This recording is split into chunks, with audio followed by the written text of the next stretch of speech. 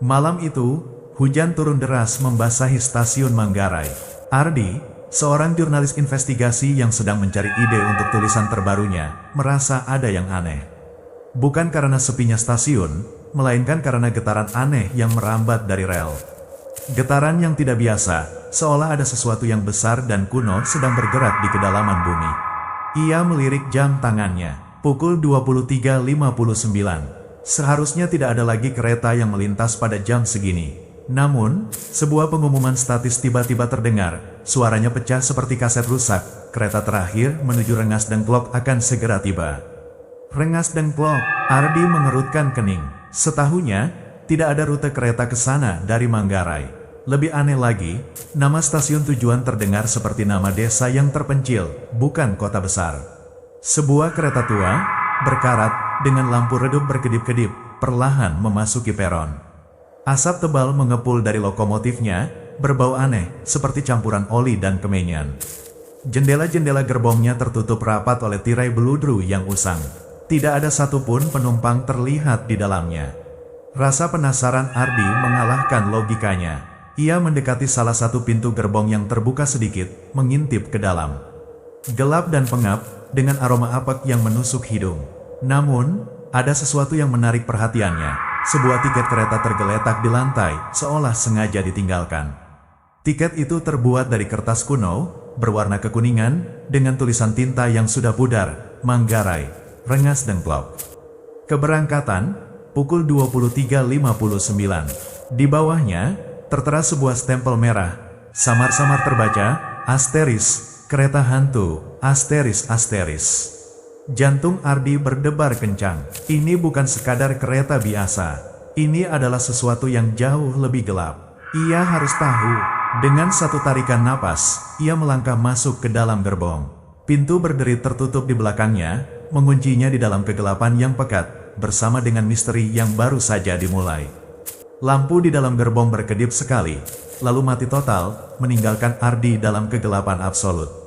Kereta mulai bergerak, perlahan, kemudian semakin cepat, membawa Ardi menuju tujuan yang tidak ia ketahui, di jalur yang tidak tercatat di peta manapun.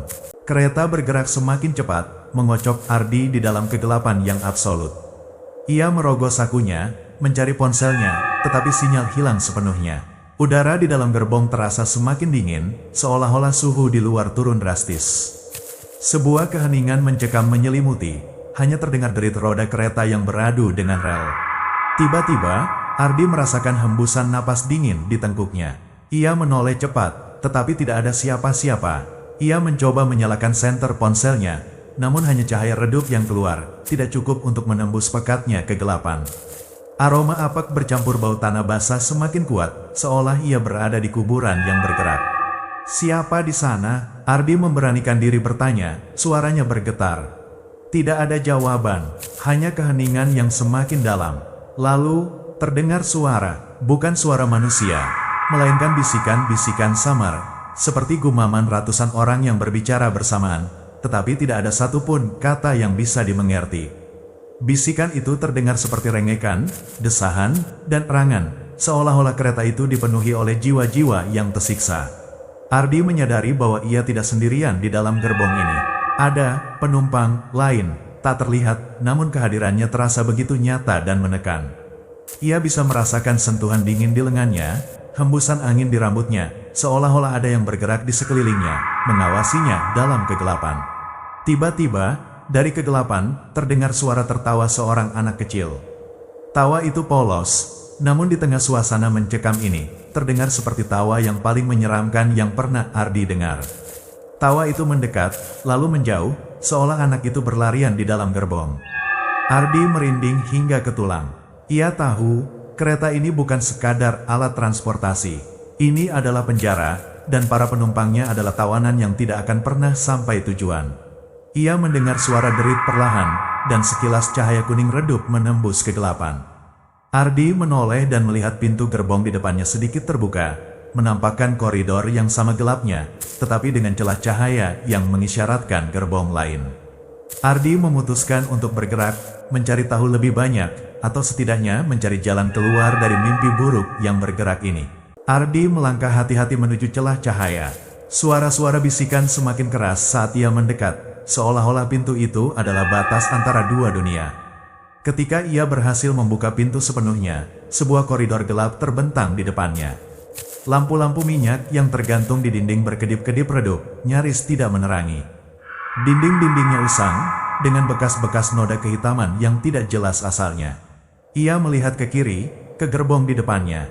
Tirai beludru masih menutupi jendela, tetapi samar-samar ia bisa melihat bayangan-bayangan bergerak di baliknya. Bayangan-bayangan itu bukan bayangan manusia normal. Mereka bergerak tak beraturan, melayang, dan terkadang terlihat menyatu, lalu terpisah lagi. Ardi berjalan menyusuri koridor, setiap langkahnya terasa berat, seolah ada sesuatu yang menarik kakinya. Aroma aneh yang tadi tercium di gerbongnya semakin kuat di sini, bercampur dengan bau karat dan debu yang sudah menahun. Ia menoleh ke kanan, ke arah gerbong di belakangnya. Salah satu tirai jendela sedikit tersingkap, dan Ardi terpaku pada apa yang dilihatnya. Di sana, di balik kaca yang kusam, terpantul bayangan kota Jakarta tempo dulu. Gedung-gedung kolonial yang menjulang tinggi, jalanan yang dipenuhi delman dan mobil-mobil klasik. Namun, pemandangan itu buram, seperti foto lama yang pudar. Lalu, tiba-tiba, bayangan itu berubah. Kini yang terlihat adalah pemandangan stasiun kereta api yang ramai, dengan orang-orang berpakaian kuno berjalan tergesa-gesa. Wajah-wajah mereka pucat, mata mereka kosong, seolah mereka tidak hidup, hanya bayangan masa lalu. Jantung Ardi berdegup tak karuan. Kereta ini tidak hanya melaju di ruang, tetapi juga di waktu. Setiap gerbong mungkin memegang kenangan dari era yang berbeda, dari tragedi yang terlupakan. Ia terus berjalan, melewati pintu-pintu gerbong yang tertutup rapat. Dari balik setiap pintu, ia bisa mendengar bisikan-bisikan dan erangan yang semakin jelas, seolah setiap gerbong memiliki penghuninya sendiri. Lalu, ia melihatnya, sebuah pintu di ujung koridor, sedikit terbuka, memancarkan cahaya biru aneh. Rasa penasaran Ardi kembali muncul, mendorongnya untuk melangkah lebih jauh ke dalam misteri kereta hantu ini. Tanda hubung, tanda hubung, tanda hubung. Ardi melangkah hati-hati menuju celah cahaya. Suara-suara bisikan semakin keras saat ia mendekat, seolah-olah pintu itu adalah batas antara dua dunia. Ketika ia berhasil membuka pintu sepenuhnya, sebuah koridor gelap terbentang di depannya. Lampu-lampu minyak yang tergantung di dinding berkedip-kedip redup, nyaris tidak menerangi. Dinding-dindingnya usang, dengan bekas-bekas noda kehitaman yang tidak jelas asalnya. Ia melihat ke kiri, ke gerbong di depannya. Tirai beludru masih menutupi jendela, tetapi samar-samar ia bisa melihat bayangan-bayangan bergerak di baliknya. Bayangan-bayangan itu bukan bayangan manusia normal. Mereka bergerak tak beraturan, melayang, dan terkadang terlihat menyatu, lalu terpisah lagi. Ardi berjalan menyusuri koridor, setiap langkahnya terasa berat, seolah ada sesuatu yang menarik kakinya. Aroma aneh yang tadi tercium di gerbongnya semakin kuat di sini, bercampur dengan bau karat dan debu yang sudah menahun. Ia menoleh ke kanan, ke arah gerbong di belakangnya. Salah satu tirai jendela sedikit tersingkap, dan Ardi terpaku pada apa yang dilihatnya. Di sana, di balik kaca yang kusam, terpantul bayangan kota Jakarta tempo dulu. Gedung-gedung kolonial yang menjulang tinggi, jalanan yang dipenuhi delman dan mobil-mobil klasik. Namun, pemandangan itu buram, seperti foto lama yang pudar. Lalu, tiba-tiba, bayangan itu berubah. Kini yang terlihat adalah pemandangan stasiun kereta api yang ramai, dengan orang-orang berpakaian kuno berjalan tergesa-gesa. Wajah-wajah mereka pucat, mata mereka kosong, seolah mereka tidak hidup, hanya bayangan masa lalu. Jantung Ardi berdegup tak karuan. Kereta ini tidak hanya melaju di ruang, tetapi juga di waktu. Setiap gerbong mungkin memegang kenangan dari era yang berbeda, dari tragedi yang terlupakan. Ia terus berjalan, melewati pintu-pintu gerbong yang tertutup rapat. Dari balik setiap pintu, ia bisa mendengar bisikan-bisikan dan erangan yang semakin jelas, seolah setiap gerbong memiliki penghuninya sendiri. Lalu, ia melihatnya, sebuah pintu di ujung koridor, sedikit terbuka, memancarkan cahaya biru aneh. Rasa penasaran Ardi kembali muncul, mendorongnya untuk melangkah lebih jauh ke dalam misteri kereta hantu ini. Tanda hubung, tanda hubung, tanda hubung. Ardi meninggalkan ruang masinis, perasaannya campur aduk antara takut dan terdorong untuk mengungkap kebenaran. Tanggal 26 Oktober tahun 1947, terus terngiang di benaknya. Ia harus mencari tahu apa yang terjadi pada tanggal itu. Ia kembali menyusuri koridor, bisikan-bisikan dan erangan para penumpang tak kasat mata kini terasa lebih menekan. Mereka seolah-olah ingin menceritakan kisah mereka, kisah tragis yang terulang setiap malam di kereta ini. Ardi mencoba mengabaikannya, fokus pada tujuannya. Ia mencapai gerbong penumpang lain, dan kali ini, salah satu tirai jendela terbuka sebagian. Ardi mengintip ke dalam. Gerbong itu tampak seperti sebuah rumah sakit lapangan darurat. Barisan berangkar berjejer, di atasnya terbaring sosok-sosok yang ditutupi selimut putih. Beberapa selimut tampak kotor oleh noda darah kering. Aroma disinfektan bercampur dengan bau anyir darah yang sudah mengering. Di salah satu sudut, terlihat seorang wanita tua duduk terdiam, memeluk boneka kain yang usang. Rambutnya putih beruban, wajahnya keriput dan pucat. Matanya menatap kosong ke depan, seolah-olah ia tidak melihat apa-apa. Ardi menyadari bahwa wanita itu adalah salah satu penumpang yang terjebak di kereta ini. Tiba-tiba, suara tangisan bayi yang pilu terdengar dari balik selimut di salah satu berangkar. Ardi terperanjat. Ia tahu itu bukan suara bayi sungguhan, melainkan gema dari masa lalu. Tangisan itu semakin kencang, disusul oleh suara desahan kesakitan dan bisikan-bisikan panik. Ardi melihat sekeliling. Di dinding gerbong, ada sebuah papan pengumuman tua, penuh dengan sobekan dan noda. Ia membaca tulisan di atasnya, terbata-bata karena tulisannya yang sudah pudar, bantuan medis darurat untuk korban kecelakaan kereta api Rengas Dengklok. Di bawahnya, sebuah daftar nama yang panjang, semuanya tercoret dengan tinta merah. Sekarang Ardi mengerti, kereta ini bukan hanya membawa jiwa-jiwa yang gentayangan, tetapi juga memutar ulang tragedi yang menimpa mereka. Kecelakaan itu pasti terjadi di Rengas Dengklok pada tanggal 26 Oktober tahun 1947. Kereta ini adalah saksi bisu dari penderitaan dan kematian yang tak terhitung jumlahnya. Masinis Bima Wijaya, wanita tua dengan boneka, bayi yang menangis, mereka semua adalah korban dari kecelakaan itu, terperangkap dalam lingkaran waktu yang tak berujung. Ardi harus mencari tahu lebih banyak tentang kecelakaan Rengas Dengklok. Mungkin ada cara untuk menghentikan lingkaran kutukan ini, dan membebaskan jiwa-jiwa yang terjebak di dalam kereta hantu. Tanda hubung, tanda hubung, tanda hubung. Didorong oleh urgensi untuk mengungkap kebenaran, Ardi kembali ke ruang masinis. Ia menatap mayat masinis Bima Wijaya, dengan tatapan yang kini dipenuhi rasa iba. Pria ini, dan semua penumpang lainnya, terjebak dalam limbo karena kecelakaan tragis itu. Ardi memeriksa laci-laci di meja kontrol. Sebagian besar kosong atau berisi perkakas berkarat. Namun, di laci paling bawah, tersembunyi sebuah buku kecil bersampul kulit yang sudah usang. Itu adalah buku harian masinis Bima Wijaya. Dengan tangan gemetar, Ardi membuka buku itu. Halaman-halaman kuningnya dipenuhi tulisan tangan yang rapi namun tergesa-gesa. Ia mulai membaca, setiap kata membawanya lebih dalam ke dalam tragedi. Tanggal 25 Oktober tahun 1947, malam ini adalah giliran saya untuk mengendalikan kereta ekspres menuju Rengas Dengklok. Persiapan sudah matang, penumpang penuh, banyak yang membawa keluarga, anak-anak. Besok pagi mereka akan merayakan hari kemerdekaan di kampung halaman. Saya harap perjalanan ini lancar. Tanggal 26 Oktober tahun 1947, dini hari, badai yang sangat buruk. Hujan lebat, jarak pandang nol. Saya sudah mencoba melambatkan laju, tapi tidak ada gunanya. Sinyal lampu di jalur tidak terlihat. Saya takut, sangat takut. Kereta ini dipenuhi nyawa. Tanggal 26 Oktober tahun 1947, beberapa saat kemudian, ada sesuatu di rel. Saya melihat bayangan besar, seperti pohon tumbang. Saya sudah menarik rem darurat, tapi, ya Tuhan, benturan yang sangat keras. Suara jeritan, kaca pecah. Saya tidak bisa melihat apa-apa. Gerbong-gerbong terlempar. Saya merasa nyeri di kepala. Darah di mana-mana. Tanggal 26 Oktober tahun 1947, sesudah kecelakaan tulisan terputus-putus. Saya tidak bisa, mereka semua mati. Saya gagal. Saya adalah pembawa neraka ini.